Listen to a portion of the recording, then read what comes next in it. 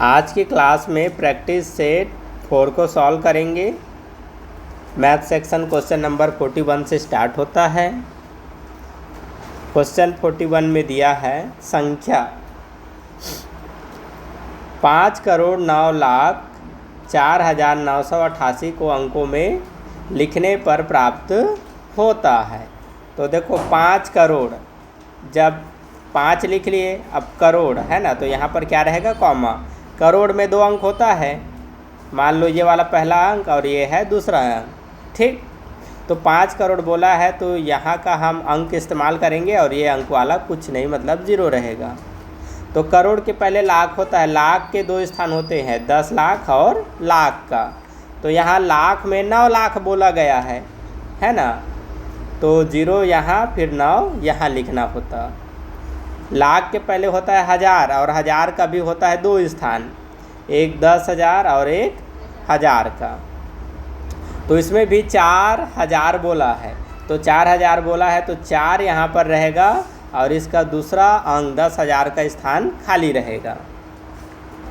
फिर 988 बोला है, इसके बाद कॉमा लगाओ, है ना, 900, तो सैकड़े में 9 आ जाएगा और 88 तो 2 अंक 88 ऐसे लिखा जाता है।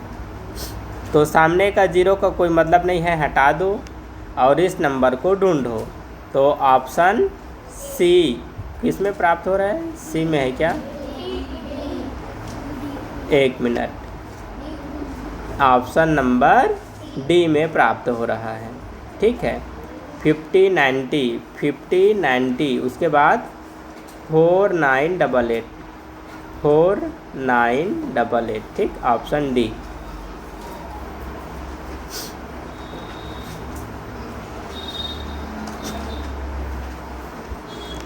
चलो ये वाला देखो, एक गांव की कुल जनसंख्या 78,692 है। इनमें से 29,642 पुरुष है और 28,167 महिलाएं हैं तथा शेष बच्चे हैं। तो बच्चों की संख्या क्या है।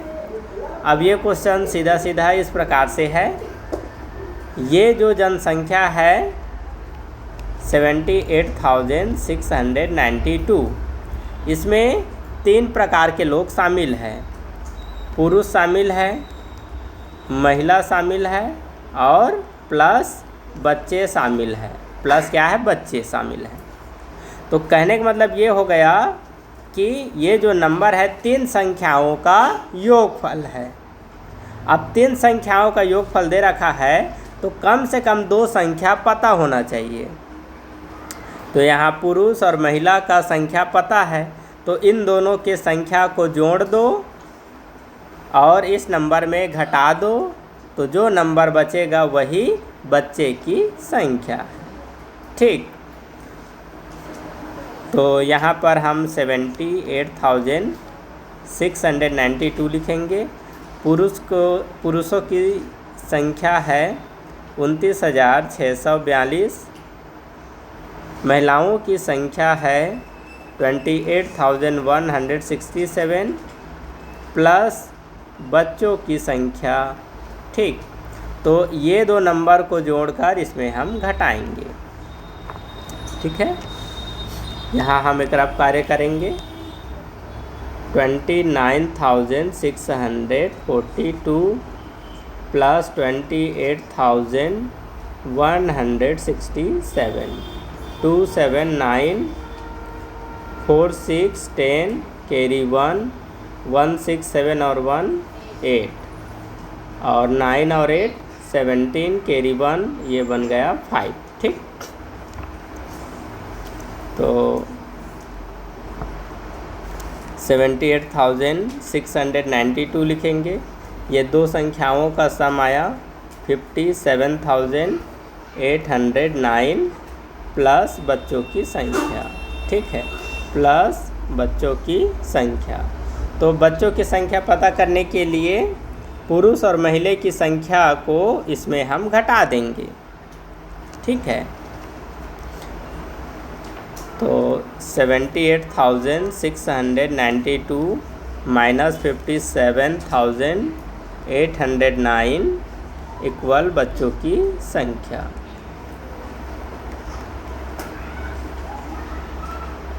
बच्चों की संख्या।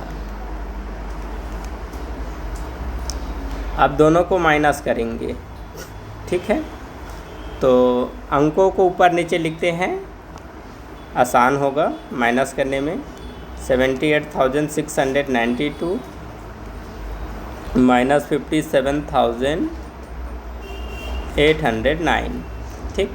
तो 2 बन जाएगा 12, इसमें 1 माइनस 8, इसमें इसे बड़ा बनाएंगे, इसमें एक कम 7, ठीक। तो 12 में 9 माइनस 3, 8 में 0 माइनस 8, 16 में 8 माइनस 8, 7 में 7 माइनस 0, 7 में 5 माइनस 2, ठीक। तो ये है बच्चों की संख्या। अब ऑप्शन में भी मैच करना है। कभी कभी ऑप्शन से ये मैच नहीं हुआ तो उससे पता चलता है कि हमने कहीं गलत बनाया है। कौन सा ऑप्शन मैच हो रहा है? ऑप्शन ए में यह आंसर मैच हुआ। तो ये है बच्चों की संख्या, ठीक है।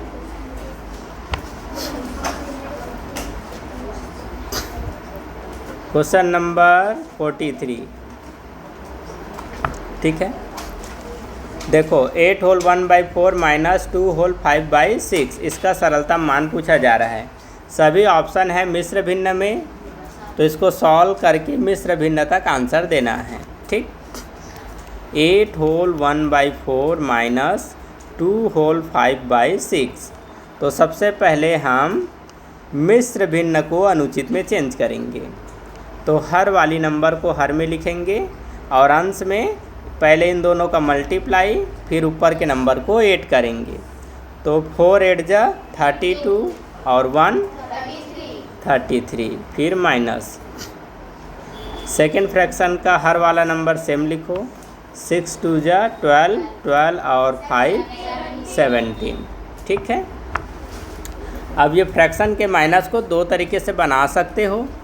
एक है क्रॉस मल्टीप्लिकेशन से और दूसरा है एलसीएम मेथड से। तो दोनों में से किसी भी मेथड से बनाना, आंसर आपका सही आएगा, ठीक।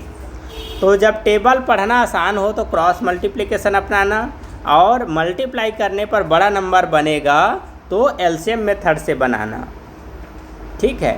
तो यहाँ 17 का पहाड़ा पढ़ सकते हैं, 6 का पहाड़ा हम पढ़ सकते हैं, इसलिए क्रॉस मल्टीप्लाई से भी बना सकते हो।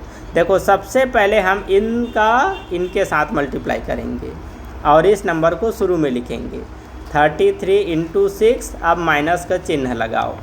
फिर 7 का 14 से मल्टीप्लाई, ठीक। तो 4 इंटू 17, अब फ्रैक्शन लाइन बनाओ और एक बार नीचे का नीचे से मल्टीप्लाई। तो 4 इंटू 6, ठीक। अब आगे इसी को सॉल्व करेंगे। तो 6 3 जा 18, कैरी 1, 6 3 जा 18 और 1 19,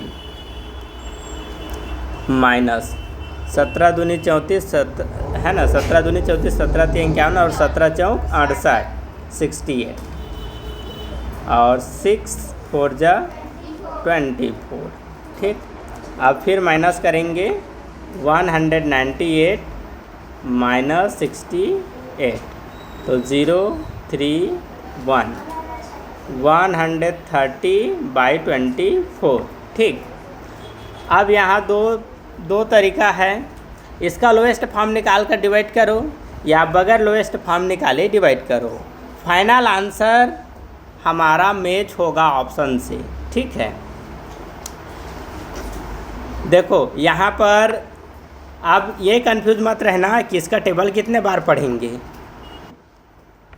क्योंकि उसके लिए यहाँ पर आइडिया दिया है ऑप्शन में। देखो होल नंबर कितना है, 4 है या फिर 5 है, तो हमें 24 का टेबल 4 टाइम पढ़ना पड़ेगा या फिर 5 टाइम पढ़ना पड़ेगा। इससे हमें पता चल जाएगा कि टेबल कितने बार पढ़ना है। मान लो 24 का टेबल 4 टाइम, 4 4 जा 16 कैरी 1, 4 2 जा 8 और 1 9, 96 इससे छोटा हो गया। अब 24 का टेबल 5 टाइम पढ़ते हैं। 5 4 जा 20 कैरी 5 5 4 जा 20 कैरी 2, 5 2 जा 10 और 2 12, 120। तो इससे अभी भी छोटा है, 5 टाइम पढ़ सकते हैं। ठीक है, तो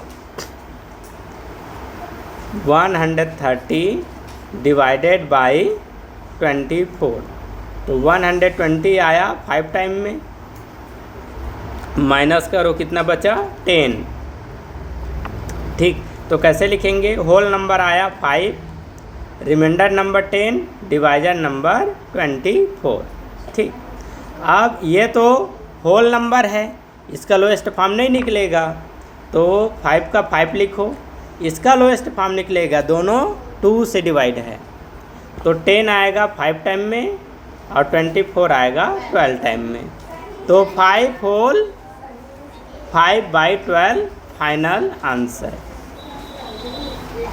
ऑप्शन बी।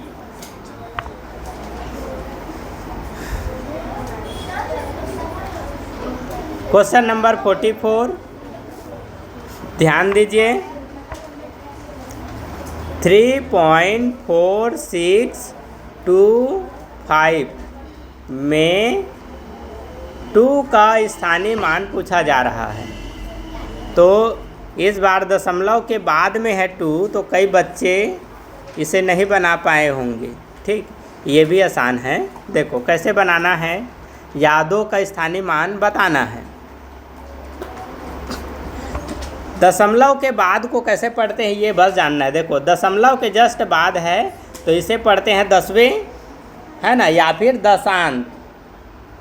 ठीक, दसवें या फिर दशांत, और दशांत या दसवें के बाद है उसको पढ़ते हैं सौवें या फिर शतांश, सौवें या फिर शतांश। ठीक, और सौवें के बाद जो है उसको क्या पढ़ते हैं? हजारवें। क्या पढ़ते हैं? हजारवें। तो 2 का स्थानीय मान पूछा है तो 2 हजारवें तक जाना है, और हजारवें के पहले वाला नंबर को छोड़ देना है, या क्या करना है, उसको 0 में बदल देना है। ठीक है, तो यहाँ पर ऑप्शन के आधार पर छोड़ दो। तो सभी ऑप्शन में देखो 2 कौन से जगह में है? हजारवें जगह में 2 होना चाहिए। यहाँ दशमलव के बाद है, मतलब 2 सौवें में, 2 दसवें में है। यहाँ पर देखो ये दसवें, सौवें, हजारवें, तो 2 यहाँ हजारवें के स्थान पर है, तो ऑप्शन बी आ रहा है आंसर। ठीक,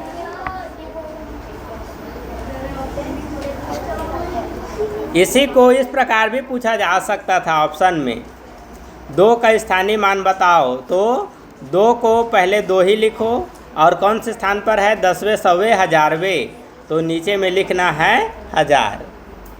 ये भी इसका आंसर है। अब इसी को दशमलव में चेंज करोगे, 2 आ जाएगा पहले 0 की जगह, दूसरा 0 में 0 रखो, तीसरा 0 का 0 रखो, 1 की जगह में दशमलव, दशमलव के आगे 0, तो भी यही मान आ गया, है ना, आंसर।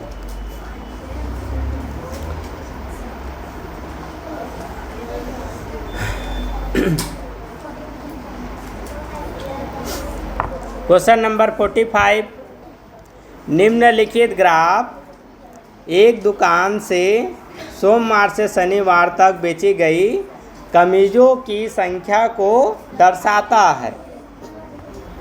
यहाँ दिनों के नाम है और यहाँ बेची गई कमीज़ों की संख्या है। जैसे सोमवार में 15 कमीज़ बेचा गया, मंगलवार में 10, बुधवार में 20, बृहस्पति, इसे गुरुवार भी कहते हैं, थर्सडे इंग्लिश में, इस दिन 35 कमीज, शुक्रवार में 50 कमीज, शनिवार में 65 कमीज। अब क्वेश्चन क्या पूछा गया?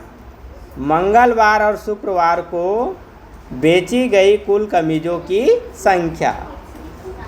मंगलवार ढूंढो, ये रहा, कितना कमीज है? 10। फिर ढूंढो शुक्रवार, शुक्रवार में कितना है? 50। तो यहाँ कुल कमीज़ों की संख्या कुल पता करने के लिए जोड़ा जाएगा। कितना बना? 60 या 60। तो ऑप्शन सी।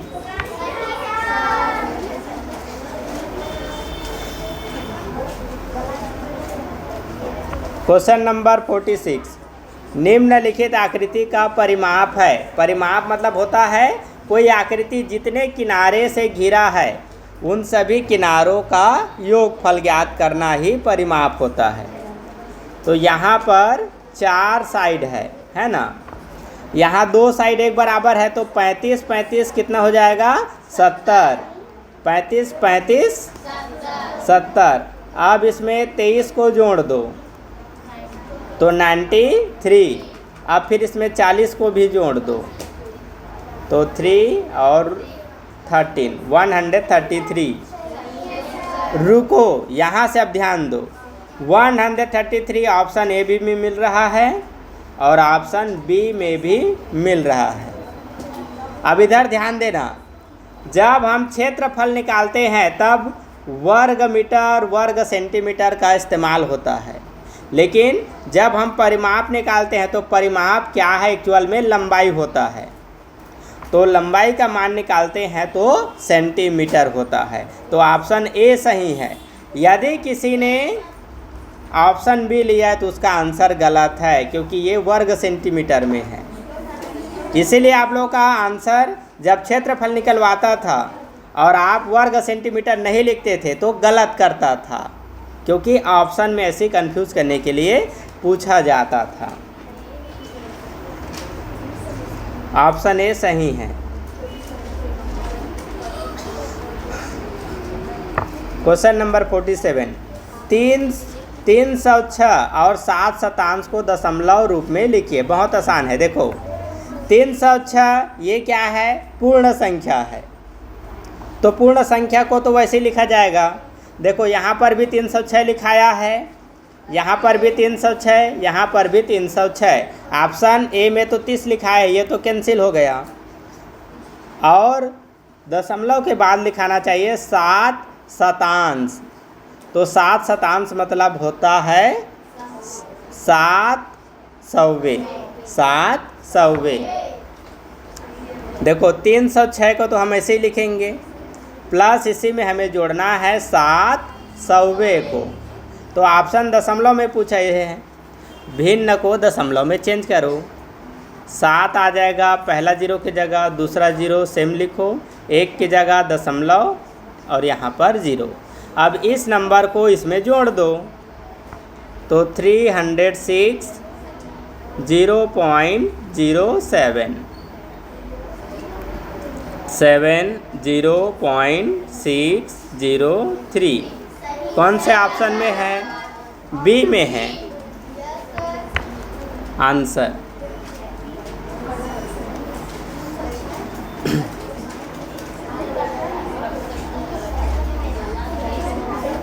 क्वेश्चन नंबर 48, उस वर्ग का क्षेत्रफल कितना है जिसका परिमाप 48 मीटर है। ध्यान दो इधर, उस वर्ग का क्षेत्रफल कितना है जिसका परिमाप 48 मीटर है। यहाँ पूछ रहा है वर्ग का क्षेत्रफल, वर्ग का क्षेत्रफल। तो वर्ग का क्षेत्रफल निकालने के लिए हमें भुजा पता होना चाहिए, तो भुजा वर्ग करेंगे तो मिलेगा, या फिर भुजा गुणा भुजा करेंगे तब मिलेगा। मतलब कि ढूंढना हमें क्या है, भुजा। तो भुजा हम ढूंढेंगे इसके परिमाप से। क्वेश्चन में दिया है वर्ग का परिमाप, तो वर्ग का परिमाप बराबर होता है 4 इंटू भुजा। वर्ग का परिमाप बराबर क्या होता है, 4 इंटू भुजा। तो परिमाप बराबर पहले से बता दिया है 48 है, और ये फार्मूले के नंबर को लिखो 4 इंटू भुजा। तो 48 क्या हो गया, ये दो संख्याओं का गुणनफल। उनमें से एक संख्या पता है, तो जो नंबर पता है उसी से इसमें डिवाइड करो, तो जो वैल्यू आएगा वो क्या है, भुजा का मान है। तो 4 के टेबल में 4 1 टाइम में, 8 आया 2 टाइम में, तो भुजा का मान कितना आया 12। अर्थात वर्ग का परिमाप पहले से दिया है, तो परिमाप में 4 से भाग करो, क्या मिलेगा, भुजा। तो भुजा मिल गया। अब हम निकाल सकते हैं क्षेत्रफल, है ना। तो 12 का वर्ग कितना होता है? 144 वर्ग मीटर आंसर।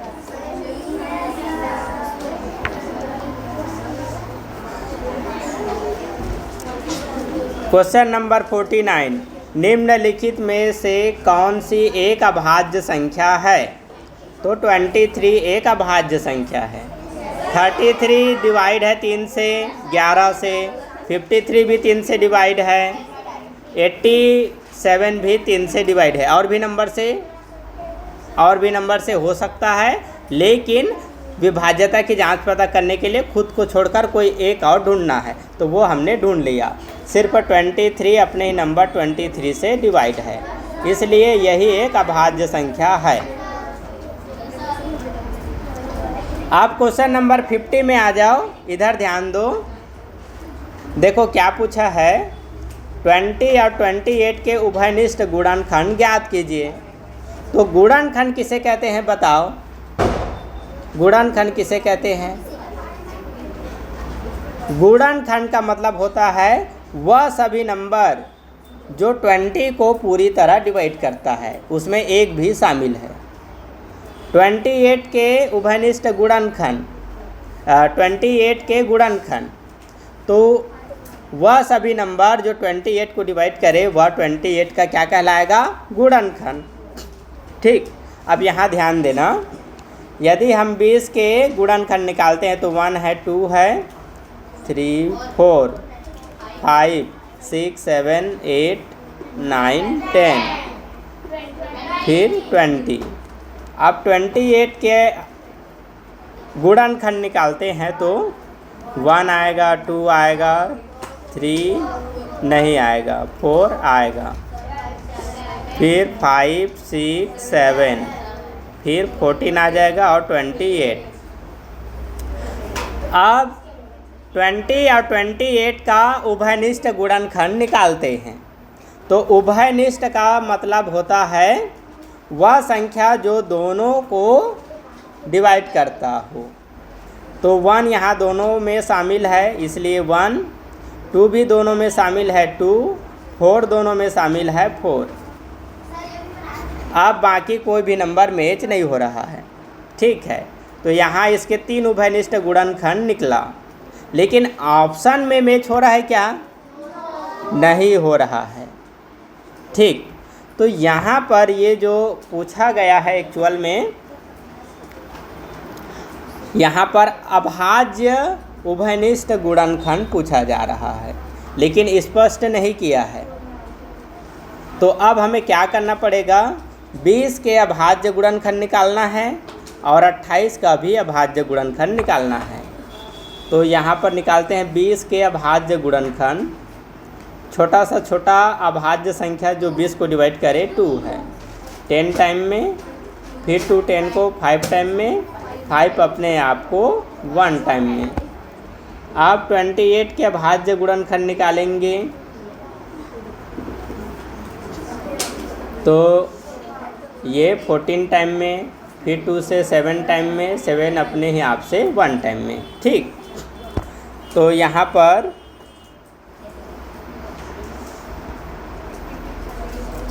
ट्वेंटी के अभाज्य गुणनखंड निकला 2 × 2 × 5 और 28 के अभाज्य गुणनखंड निकला है 2 × 2 × 7, ठीक। अब हम उभयनिष्ठ अभाज्य गुणनखंड लेंगे। उभयनिष्ठ, इसी को सर्वनिष्ठ भी कहते हैं। सर्वनिष्ठ अभाज्य गुणनखंड, अभाज्य गुणनखंड,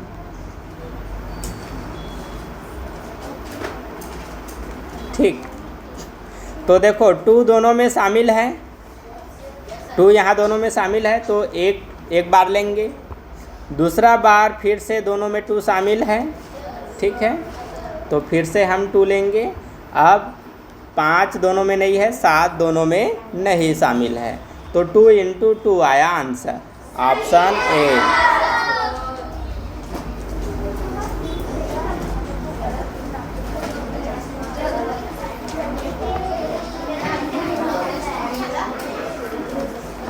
क्वेश्चन नंबर 51। एक बस नई दिल्ली से प्रातः 9:10 बजे चलना आरंभ करती है। आरंभ मतलब शुरू करती है। और अपराह्न मतलब दोपहर के बाद का समय, दोपहर का समय, ठीक है। दोपहर के समय को क्या कहते हैं? अपराह्न। तो 4:20 बजे चंडीगढ़ पहुंच जाती है। पूरी यात्रा में लगा समय होगा। देखो, प्रातः का 9:10 है, ठीक। और दोपहर का समय दिया है 4:20। तो ये दो समय एक ही दिन का समय है। तो ये वाला समय को 24 घंटे के समय में परिवर्तन करेंगे। तो ये 12 बजे के बाद वाला है। तो 12 के बाद को हमें 1 की जगह 13 पढ़ना है, 2 को 14 पढ़ना है, ठीक। 3 को 15 और 4 को 16। तो 4:20 को लिखो 16:20 और प्रातः के समय को इसी में माइनस करो, ठीक। तो 0, 1 और ये कितना हो जाएगा? 7। तो 7 का मतलब हुआ 7 आवर और 10 का मतलब हुआ 10 minute. 7 hour 10 minute option A में प्राप्त हुआ।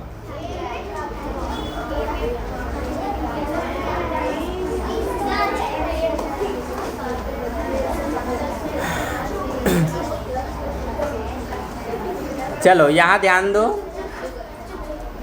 एक ड्रम दो तिहाई, इसको 2 तिहाई भी पढ़ते हैं। कभी कभी हिंदी में लिखा हुआ मिलता है ऐसे 2 तिहाई, तब बच्चे लोग नहीं समझ पाते हैं, ठीक। तो एक ड्रम 2 तिहाई या 2/3 भाग भरा हुआ है। यदि इसे पूरा भरने के लिए 50 लीटर पानी की आवश्यकता पड़े तो ड्रम के पानी की क्षमता कितनी होगी? ये वाला क्वेश्चन भिन्न को पढ़ाने के समय बहुत बार हल करवाया गया था, ठीक। तो हम सबसे पहले क्या करेंगे? ड्रम में कुल कितना पानी आता है या उसका कुल कितना क्षमता है पता नहीं, तो ड्रम की धारिता को हम 1 मानेंगे, ठीक। अब जितना भाग भर आया है वो क्या है? इसी का हिस्सा है। तो कितना हिस्सा भर आया है यह जानने के लिए 1 का हम 2/3 भाग निकालेंगे। तो 2x/3 आया। इतना भाग पानी से भरा है। ये है पानी से भरा हुआ भाग, है। तो अब हम खाली भाग पता करेंगे। तो खाली भाग कैसे पता करेंगे? ड्रम की कुल धारिता 1 है, तो जितना पानी भर आया है उसको इसमें घटाओ, तो इससे खाली भाग पता चलेगा। तो हर वाला नंबर तो सेम रहेगा। 3x में 2x घटा दो तो x बचा। तो ये भाग क्या है? खाली भाग है। ये क्या है? खाली भाग। जब आप पानी भरोगे तो भरा हुआ भाग में भराएगा कि खाली भाग में? खाली भाग में पानी भराएगा। तो खाली भाग में कितना पानी भराएगा बोला है? 50 लीटर। तो बराबर यहाँ लिखो 50 लीटर। तो x की वैल्यू पता करना है, 3 से 50 में गुणा करो, 50 और 3 का गुणा कर दो, तो x बराबर आ जाएगा 3 × 50 = 150 आंसर। अब इसको आकृति से भी बना सकते थे। देखो कैसे बनाएंगे आकृति से। एक आकृति बनाओ और उसको 3 बराबर भागों में बांटो। नीचे में क्या है? 3। इधर ध्यान दो। जैसे कि हम एक आकृति बनाते हैं और इसको 3 बराबर भागों में बांटते हैं, ये 1 और ये 2, ठीक। अब इसमें एक भाग में कितना पानी भराया जा रहा है? 50 लीटर। तो इसके एक भाग को भर दो 50 लीटर। तो 3 बराबर भागों में बांटे हैं, तो अगला भाग में भी 50 लीटर, फिर से अगला भाग में भी 50 लीटर। तो तीनों को जोड़ देंगे तो भी कितना आ गया, 150 लीटर पानी। ठीक है, तो दोनों ही तरीके से बना सकते थे। ये भी आंसर है।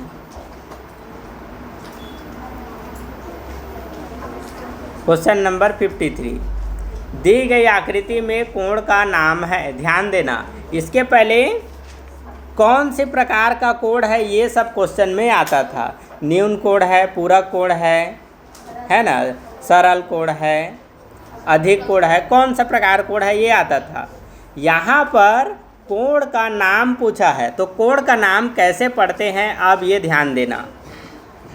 देखो, कोण का नाम हम दो प्रकार से पढ़ते हैं। एक, इस बिंदु से स्टार्ट करके पहले हमें सेंटर बिंदु तक पहुंचना होता है और सेंटर बिंदु से फिर ये सरल रेखा वाला बिंदु में पहुंचना पड़ता है।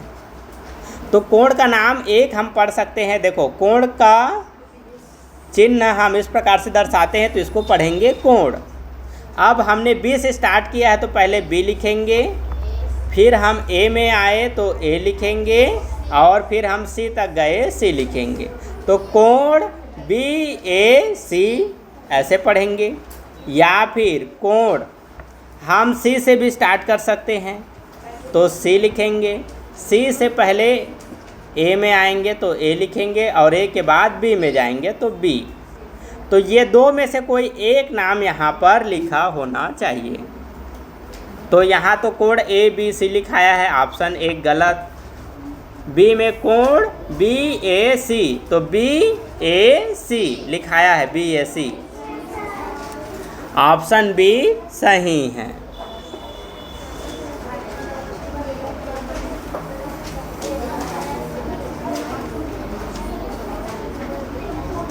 क्वेश्चन नंबर 54, एक सीधी रेखा पर उपस्थित किसी बिंदु पर बना कोण होगा। देखो, एक ऐसे सरल रेखा है, ठीक, तो सरल रेखा में ये जो बिंदु है इस पर ऐसे हम एक कोण बनाएंगे, तो कोण का मान होगा 180 डिग्री का। सरल रेखा इस प्रकार से है, मतलब 180 डिग्री का कोण है, तो 180 डिग्री के कोण को हम कहते हैं सरल कोण। आंसर।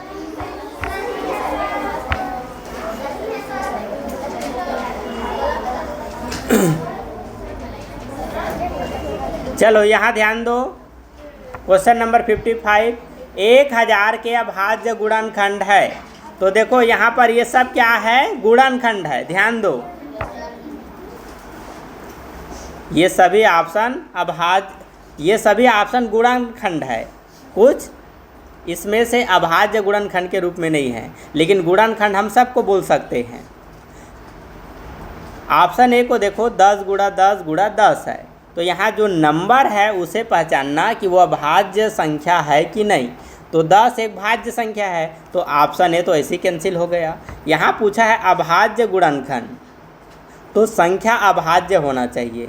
गुणनखंड के रूप में तो सभी है, लेकिन अभाज्य भी होना चाहिए। यहाँ सभी नंबर अभाज्य है, इसका पता भी हम नहीं लगा पाएंगे, है ना। तो ऑप्शन आंसर के रूप में बी भी हो सकता है।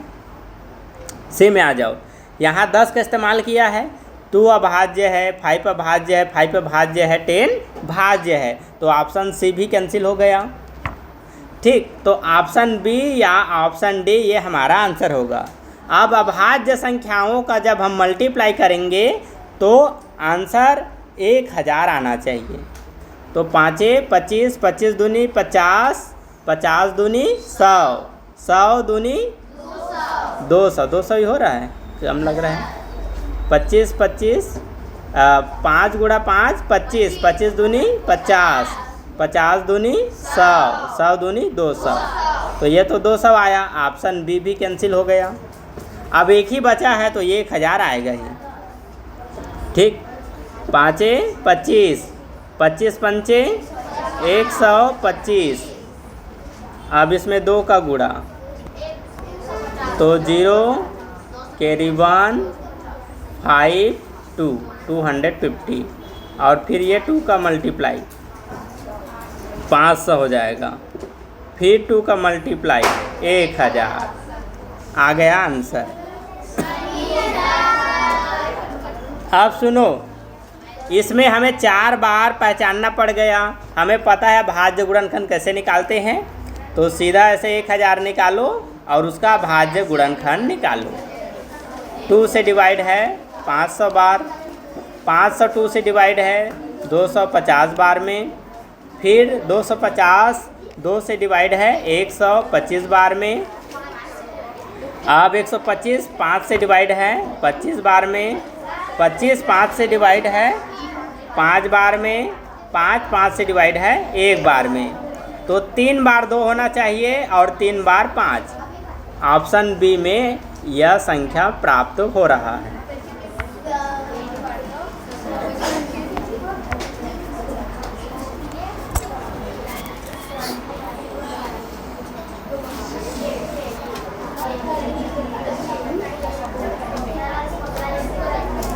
Question number 56।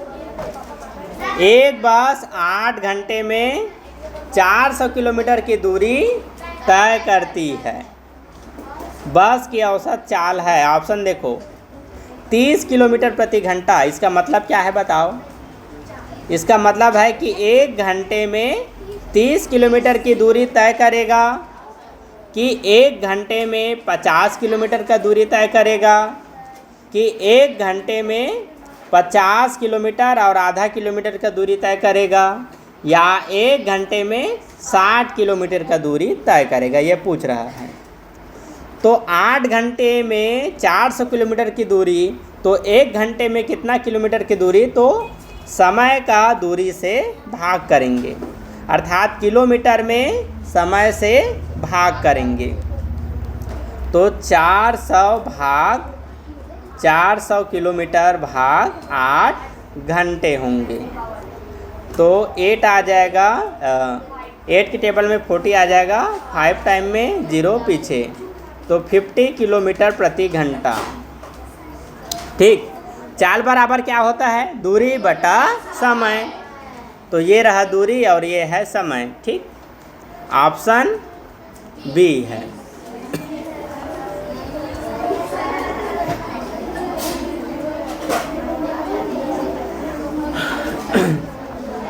57। 16 plus 25 into 2 divide 2 into 17 minus 27 plus 75 divide under bracket 3 into 5।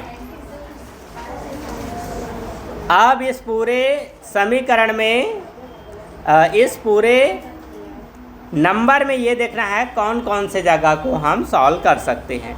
ये ब्रैकेट में है, इसको हम सॉल्व करेंगे, और ये डिवाइड में है, इसे हम सॉल्व करेंगे।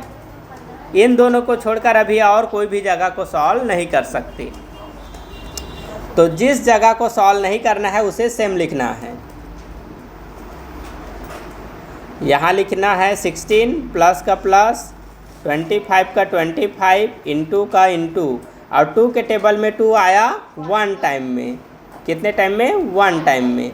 तो 1 का कोई मतलब नहीं हुआ, छोड़ो, यहाँ से लिखो सिर्फ 17। इन दोनों का डिवाइड कितना आ गया? 1। तो 1 का हम फिर यहाँ 7 से मल्टीप्लाई करते तो भी 17 लिखते, 25 से मल्टीप्लाई करते तो भी 25 लिखते, इसलिए 1 को छोड़ दिए। और आपको कन्फ्यूज़न होगा तो 1 को लिख लेना। ठीक है, अब यहाँ माइनस 27 प्लस 75, यहाँ डिवाइड है, तो 5 3 जा 15। अब अगला स्टेप में यहाँ पर डिवाइड है, इसको हम सॉल्व करेंगे, और यहाँ मल्टीप्लाई है, इसको सॉल्व करेंगे। ठीक है, तो 16 का 16 लिखेंगे, प्लस का प्लस, 17 पंचे कितना होगा? 85, 85 का 5 हासिल 8, और 17 दूनी 34, और 8 को जोड़ेंगे 12 हासिल 1, 42, 425 आया दोनों का मल्टीप्लाई। ठीक, अब यहाँ माइनस 27 प्लस 15 पंचे 75, अब इन दोनों को जोड़ेंगे। ठीक, 425 प्लस 16, 11 कैरी 1 4 और यहाँ पर भी 4, 441 माइनस 27 प्लस 5। अब इन दोनों को घटा दो, 27 माइनस करो, 11 में 7 माइनस 4, 3 में 2 माइनस 1, 4 का 4, तो इन दोनों का माइनस आया 414 प्लस 5। अब 5 को 4 में जोड़ेंगे तो 9 हो जाएगा, 419 आंसर ऑप्शन डी में प्राप्त हुआ। बस नियम के अनुसार आप चलते जाओ, आंसर आपको मिल जाएगा। कंफ्यूज मत होना बीच में, इतना लंबा जा रहा है, आंसर मिलेगा कि नहीं, तो मिलेगा।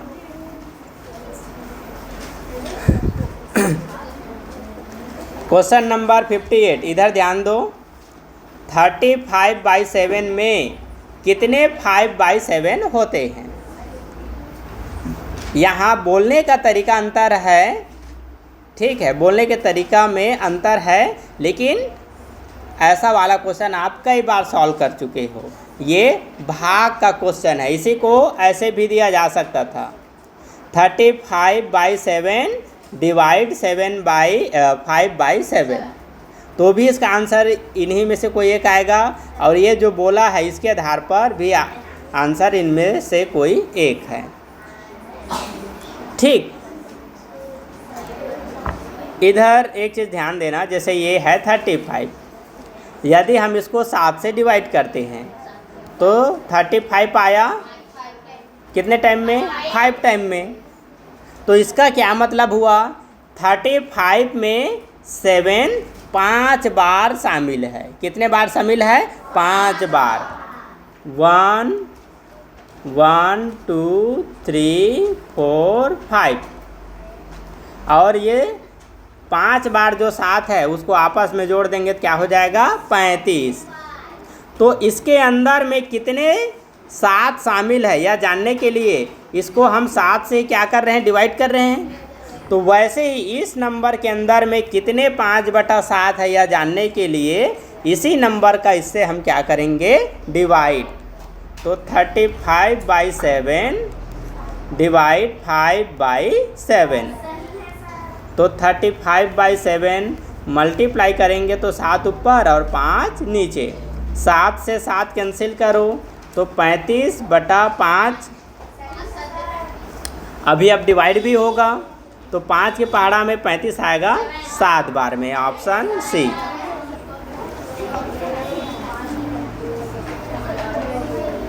क्वेश्चन नंबर 59, 450 किलोमीटर और 2 मीटर बराबर कुल कितना मीटर होता है? तो 450 किलोमीटर में है, इसे मीटर में चेंज करना है तो 1000 मीटर से गुणा करना पड़ेगा। तो 450 लिखो और 1000 मीटर का 3 जीरो इसके पीछे रख दो, प्लस 2 मीटर इसी में जोड़ दो, तो 2 को जोड़ने पर यहाँ 2 बन जाएगा। अब इतना मीटर देखो ऑप्शन में है, 3 जीरो मिलना चाहिए 45 के बाद, 45 के बाद 2 जीरो है, 45 के बाद 4 जीरो है, यहाँ पर 45 के बाद 3 जीरो है, ऑप्शन सी है आंसर।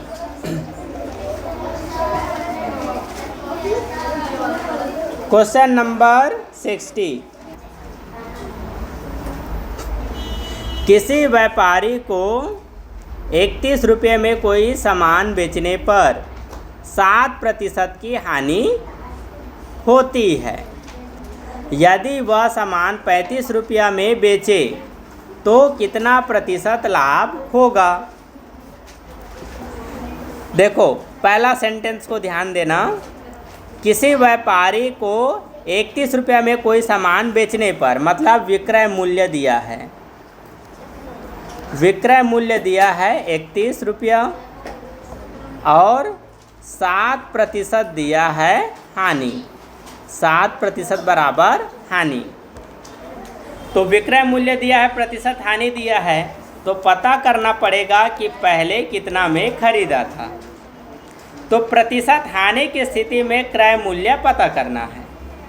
तो प्रतिशत हानि की स्थिति में क्रय मूल्य बराबर होता है विक्रय मूल्य गुणा 100/100 माइनस R।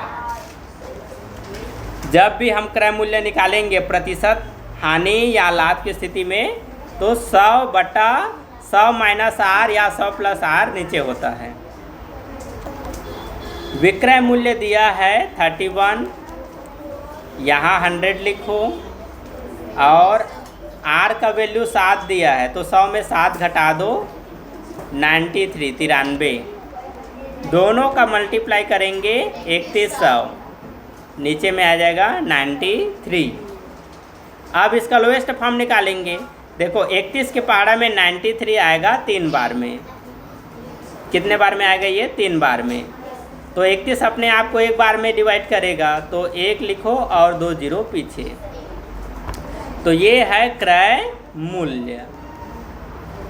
ठीक, अब इधर ध्यान दो, क्या रियल में इतना क्रय मूल्य था जिससे 31 रुपया में बेचा तो उसको 7% का हानि हुआ? क्या ये सही है? यह जानना है तो क्या करो, देखो यदि यहाँ पर हानि हो रहा है मतलब जितना में बेचा है उससे इसका वैल्यू बड़ा होगा, क्रय मूल्य ज़्यादा होगा, तभी यहाँ कम में बेचा है तो क्या होगा? हानि। तो 100 को 3 से भाग करके भी देख लो, 9 आया 3 बार में, घटाने पर 1, फिर से 9 आया 3 बार में, घटाने पर 1, तो पूर्ण संख्या कितना मिला है? 33।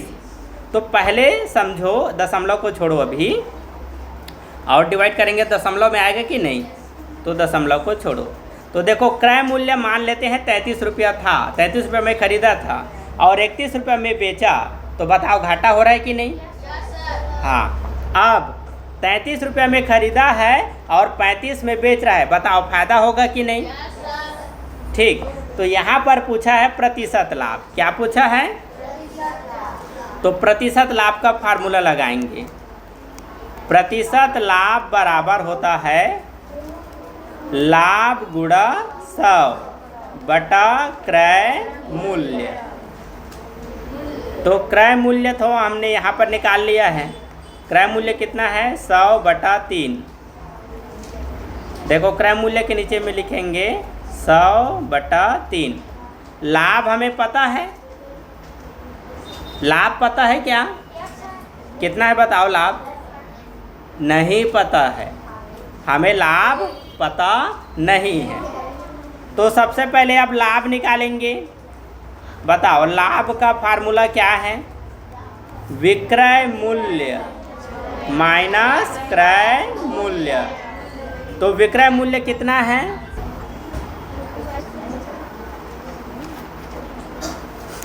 तो विक्रय मूल्य बताओ कितना है? गलत, 100/3 नहीं है।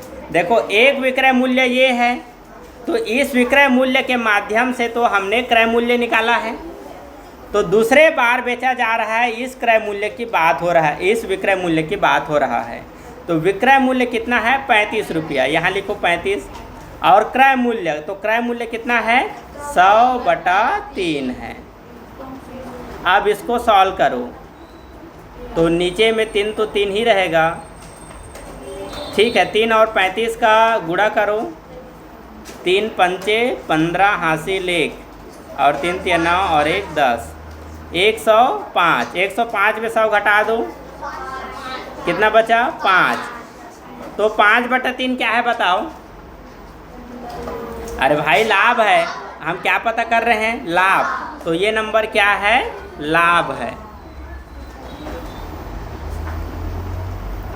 तो ये जो हम 5/3 निकाले हैं ये क्या है? लाभ। तो लाभ के वैल्यू को लाभ के जगह रख देंगे। तो लाभ का मान कितना है? 5/3 मल्टीप्लाई 100। देखो पूरे क्वेश्चन में आपको इस प्रकार से ऐसे लिखा हुआ दिखाई देगा, इसको सॉल्व करो तो कोई बच्चा ही सॉल्व कर पाएगा। इसको कैसे बनाना है दिमाग में नहीं घुसेगा। अभी अब इधर ध्यान दो कैसे बनाना है। ये वाला हमारा मेन फ्रैक्शन है, तो मेन फ्रैक्शन के ऊपर वाले फ्रैक्शन को सॉल्व करो, फिर मेन फ्रैक्शन के नीचे वाले जो फ्रैक्शन है उसको सॉल्व करो यदि कर सकते हो तो। ठीक, तो सबसे पहले इसको हम सॉल्व करेंगे। तो फ्रैक्शन नंबर और होल नंबर का मल्टीप्लाई करते हैं तो होल नंबर का अंश वाली नंबर से मल्टीप्लाई होता है। ठीक, तो ये हो जाएगा 500/3। ऊपर में नंबर बना 500/3। ठीक, और नीचे में तो एक ही फ्रैक्शन है, ये रहा। अब फिर इसको कैसे सॉल्व करेंगे? तो ये जो मेन फ्रैक्शन है इसका मतलब होता है डिवाइड। तो अब यहाँ से हम लिखेंगे 500/3 और मेन फ्रैक्शन को यहाँ डिवाइड में चेंज कर दो और इसके बगल में लिखो अब 100/3। ये रहा। अब इसको सॉल्व कर सकते हो। अब ये दो भिन्नों का भाग करना है। ठीक है, तो 500/3 तो हम लिखेंगे ही,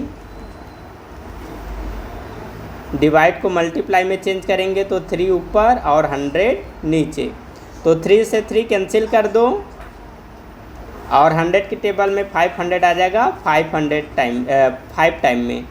तो 5% या 5% लाभ प्राप्त हुआ।